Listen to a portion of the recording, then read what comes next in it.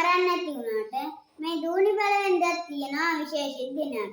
ඒ තමයි ජාත්‍යන්තර දෙමව්පිය දිනය. අපි එකට ඉංග්‍රීසියෙන් කියනවා Global Day of Parents කියලා.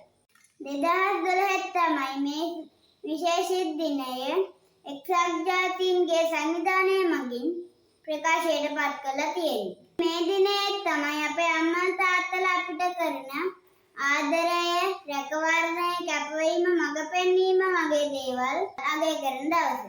ඉතින් මේ දවස් තමයි සමාජය තුල පෞල් සංස්ථාව ගැන අවධාරණය කරන දවස. ඉතින් අපිට ආදරය, ආරක්ෂාව, වටිනාකම් වගේ දේවල් මූලික වශයෙන් අපිට ලැබෙන්නේ දෙමව්පියන්ගෙන්. ඒ වගේම සමාජ හැසිරීම, සාර ධර්ම, මූලික ඉගෙන ගැනීම වගේ දේවල් අපිට හම්බෙන්නේ අපේ අම්මා තාත්තගෙන්. ඒ නිසා අපේ දෙමව්පියන් අපේ ශරීර වර්ධනයට වගේම මානසික වර්ධනයටත් ඍජුවම බලපාන. ඉතින් ඒ කැපවීමට අපි ස්තුති කරන දිනේ තමයි අපි ජාත්‍යන්තර දෙමව්පිය දිනය කියලා කියන්නේ.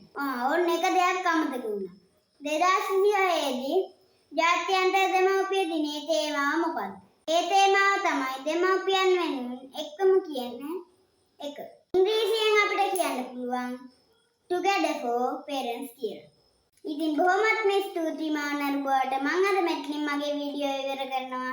ඉතින් තවත් නවක වැඩගත් වීඩියෝ බලන්න මගේ මේ channel එක දිනු TV subscribe කරලා තියාගන්න. බටාටායි.